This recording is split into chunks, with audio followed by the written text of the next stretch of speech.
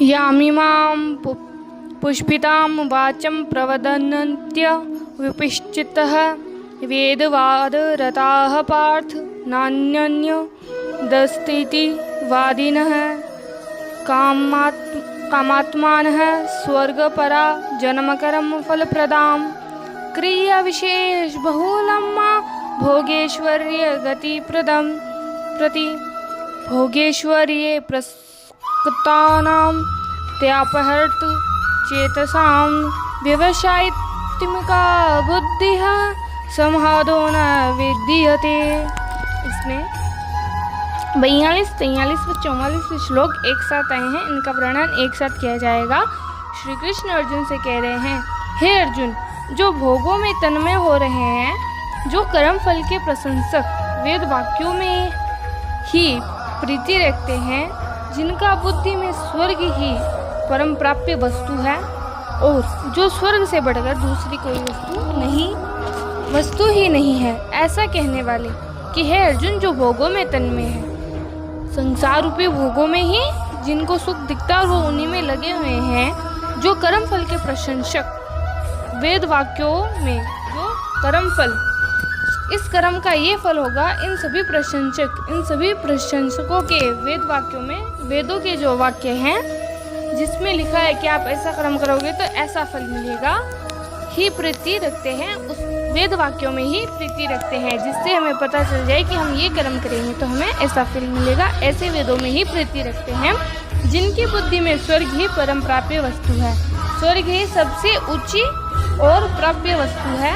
और जो स्वर्ग से बढ़कर दूसरी कोई वस्तु ही नहीं है, ऐसा कहने वाले हैं। और जो लोग ऐसा कहते हैं कि स्वर्ग से बढ़कर तो कोई और वस्तु ही नहीं है,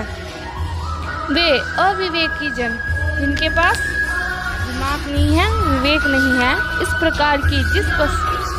पुष्पित अर्थात दिखाऊ शोभायुक्त वाणी को कहा करते हैं, ऐसे लोग जो दिखाऊ और शोभायुक्त, जो अच्छे तो लगती है पर दिखाऊ है, सत्य नहीं है, ऐसी वाणी को कहा करते हैं, जो कि जन्म रूप कर्म फल देने वाली एवं भोग तथा ऐश्वर्य की प्राप्ति के लिए नाना प्रकार की बहुत सी क्रियाओं का वर्णन करने वाली है। जो कि जन्म रूप कर्म फल देने वाली, जन्म के रूप में कर्म फल देने वाली एवं भोग तथा ऐश्वर्य की प्राप्ति के लिए, भोग और ऐश्वर्य की प्राप्ति के लिए नाना प्रकार की बहुत सी क्रियाओं का वर्णन करने वाली है। जो जीवा इन सभी प्रक्रियाओं की बहुत सी क्रियाओं का वर्णन करने वाली है, उस वाणी द्वारा जिनका चित्त हर लिया गया है।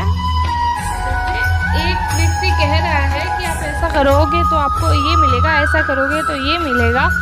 भोग विलास इन सब की परम फल कह रहा है कि आप ये करोगे तो आपको ये मिल जाएगा। ऐसी वाणी द्वारा जिनका चित्त हर लिया जाता है, जो भोग और ऐश्वर्य में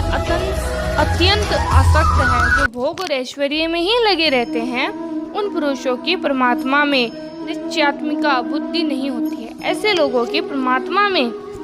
भगवान में निश्चयात्मिकता, निश्चय रूप से बुद्धि नहीं होती है। अर्थात भगवान में बुद्धि उन लोगों की होती है जो